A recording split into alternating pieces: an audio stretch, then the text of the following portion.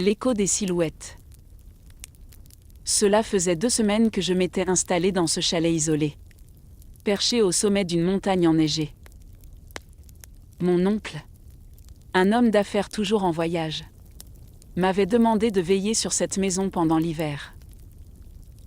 En échange, j'avais accès à ce havre de paix, loin du stress de la ville et des tumultes de ma vie quotidienne. L'idée m'avait semblé attrayante, une retraite dans un décor féerique, entre forêts silencieuses et paysages immaculés. Mais ce soir-là, cette isolation qui m'avait tant séduite est devenue mon pire cauchemar. Tout a commencé doucement. Vers 18h, alors que le crépuscule enveloppait la montagne, j'ai cru percevoir un mouvement à travers la fenêtre du salon. Une ombre fugace, indistincte, avait traversé la neige.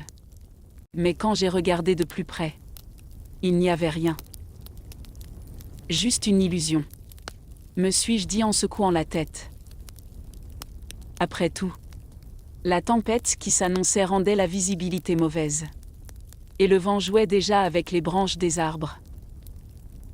Je me suis concentré sur mon livre, confortablement installé devant la cheminée. Mais une demi-heure plus tard, une autre ombre a attiré mon attention. Cette fois à la fenêtre de la cuisine. J'ai posé ma tasse de thé et me suis approché, le cœur battant un peu plus vite. Là encore, rien. La neige tombait dru, et tout semblait paisible. Pourtant, un étrange malaise s'était installé en moi. C'est alors que les bruits ont commencé.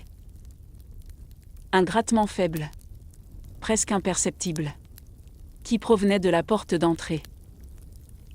Je me suis figé, tendant l'oreille. Peut-être une branche emportée par le vent, me suis-je rassuré.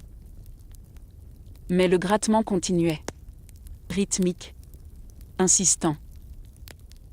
En m'approchant de la porte, j'ai jeté un coup d'œil à travers le judas. Rien d'autre qu'un mur de neige tourbillonnant dans l'obscurité. Le bruit s'est arrêté. Soulagé, je suis retourné m'asseoir. Mais à peine quelques minutes plus tard, un coup sourd a résonné contre le mur arrière du chalet. Cette fois, je me suis levé d'un bond, mon estomac se nouant. Je me suis dirigé vers une autre fenêtre, essayant de discerner ce qui se passait dehors. Et là, juste avant que le vent ne recouvre la vitre d'un voile de neige, j'ai vu quelque chose. Une silhouette sombre, immobile, me fixant depuis les bois. Mon souffle s'est coupé. J'ai reculé, le cœur battant à tout rompre. Puis, plus rien. C'est ton imagination, ai-je murmuré pour me calmer. Mais une fois la nuit tombée, tout a empiré. Les grattements ont repris, plus forts, plus proches. Puis des bruits de pas lourds se sont fait entendre sur le toit. Je pouvais les suivre, de pièce en pièce, comme si quelqu'un explorait méthodiquement chaque recoin. Sous le chalet, des sons de raclement résonnaient, comme si quelque chose creusait. Je me suis barricadé dans le salon, allumant toutes les lumières. Le feu dans la cheminée était encore vif, mais il ne parvenait pas à chasser le froid glacial qui s'insinuait en moi. J'ai attrapé mon téléphone. Mais bien sûr, il n'y avait pas de réseau. La tempête avait coupé toutes les communications. C'est alors que j'ai entendu un cri. Aigu, perçant, inhumain. Il semblait venir de l'arrière de la maison. Tremblante, je me suis approchée d'une autre fenêtre.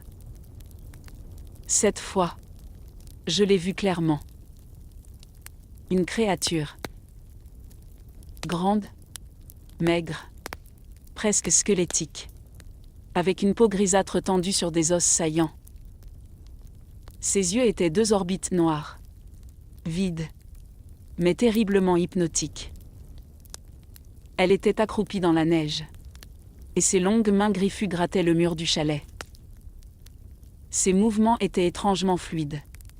Presque mécaniques. J'ai reculé en étouffant un cri. Mais ce n'était pas fini. D'autres silhouettes sont apparues, émergeant des ténèbres une à une. Elles étaient au moins 6. Toutes aussi terrifiantes.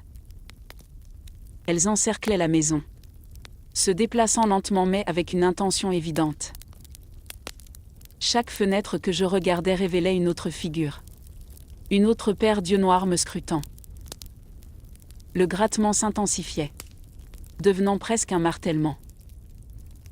Les créatures étaient partout, sous le chalet, sur le toit, aux fenêtres. Une d'entre elles s'est approchée du Judas de la porte d'entrée. J'ai eu l'impression qu'elle regardait à l'intérieur. Son visage hideux était déformé en un rictus sinistre, dévoilant des dents longues et pointues qui luisaient à la lueur des lampes extérieures. Je me suis réfugié dans la chambre, fermant la porte à clé et poussant une commode contre celle-ci. Mais cela n'a rien changé. Les bruits étaient maintenant assourdissants. Les coups sur le toit. Les grattements sur les murs. Les murmures à peine audibles mais terriblement oppressants. « Laisse-nous entrer » Les mots résonnaient dans ma tête, bien que je ne comprenne pas leur langue. Le temps semblait s'étirer. Chaque minute était une éternité. Je serrais un couteau pris dans la cuisine, bien que je sache que cela ne servirait à rien. Le vent continuait de hurler dehors, mêlé à des cris et des rires glaçants. À 3 heures du matin, tout s'est intensifié. Une terreur nouvelle s'empara de moi alors que je me cachais, replié dans un placard étroit. Les créatures avaient réussi à pénétrer dans la maison. D'abord, je les entendis s'approcher, leurs pas résonnant sur le parquet. Puis un bruit étrange, comme des reniflements, se fit entendre. Ils étaient là, tout près, comme des animaux affamés. J'entendais des souffles chauds, lourds et puants, se mêler au bruit de griffes raclant le sol. Une créature s'arrêta juste devant la porte, reniflant l'air, et je retins mon souffle. D'autres bruits de petites griffures se faisaient entendre. Des cris stridents, tels des pleurs de bébé, mais déformés, inhumains. C'était presque pire que les grattements de tout à l'heure. Ces bruits étaient comme une moquerie de toute innocence. Des bruits qui perçaient le cœur. Et puis, je les sentis. La présence dominante. Une créature plus grande, plus imposante. Son odeur m'empoigna, nauséabonde, immonde, comme celle d'une chair morte. Elle se tenait juste derrière moi. Je pouvais entendre son souffle lourd et brisé. Puis, une voix rauque, presque gutturale, brisa le silence. « Je sais que tu es là. » Sa présence m'écrasait. J'étais pétrifié. Les autres créatures s'étaient approchées, se blottissant autour de la pièce. Mais celle-ci, celle qui puait la mort, était la plus forte. Je pouvais presque la voir, sa silhouette se profilant à travers l'étroite fissure du placard. Elle murmura quelque chose, ses griffes raclant le bois, comme si elle se délectait de ma terreur. « Tu nous as vus. Nous te retrouverons. » Mon corps se figea, mes mains serrant le couteau, tremblantes. Mais elle n'était pas prête à partir. Un dernier cri perça la nuit. Et puis le silence. Pesant, oppressant. À l'extérieur, la tempête se calmait. Mais dans ma tête, il n'y avait plus que leurs murmures. La promesse qu'il reviendrait. Et avant que je ne puisse respirer, l'appel terrifiant arriva, haché par des grésillements. Une voix rauque et déformée souffla à l'autre bout du fil. « Tu nous as vus. Nous te retrouverons. » À ce moment-là, je savais qu'ils étaient là. Toujours. Attendant. Tapis dans les ombres. Le lendemain, la tempête s'était apaisée. L'air était lourd, glacial. Et je n'avais plus la force de rester une minute de plus dans ce chalet. Je suis parti aussi vite que j'ai pu, la voiture glissant sur les routes enneigées. En chemin, j'ai croisé un habitant du village voisin. Il m'a regardé d'un air gravé, alors que je ralentissais. Il a hoché la tête d'une manière étrange, comme s'il m'attendait. « Vous étiez dans le vieux chalet, n'est-ce pas ?» me demanda-t-il. Sa voix basse est remplie d'une inquiétante certitude.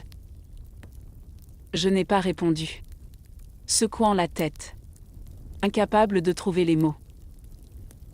Il soupira longuement, comme s'il avait connu cette situation 1000 fois. « Vous avez eu de la chance de partir au lever du jour, » dit-il enfin. « La prochaine fois, ils ne vous laisseront peut-être pas partir. » Mon sang se glaça dans mes veines, et je pris une grande inspiration. Mais il ne s'arrêta pas là. « Il y a des choses que vous ne comprenez pas, » continua-t-il, sa voix devenant encore plus grave. « Ce chalet, il a été construit sur un ancien cimetière, celui des premiers peuples. Vous avez vu leurs visages, leurs yeux? Ce ne sont pas des créatures ordinaires. Elles sont là depuis des siècles, piégées entre deux mondes. Elles ne tolèrent pas ceux qui osent les déranger. La prochaine fois, je n'ai pu retenir un frisson. Il me fixa droit dans les yeux, et son regard semblait percer mon âme. « Je vous conseille de ne jamais revenir ici. Il n'oublie jamais. » J'ai accéléré, mon cœur battant la chamade, et je n'ai pas osé regarder en arrière.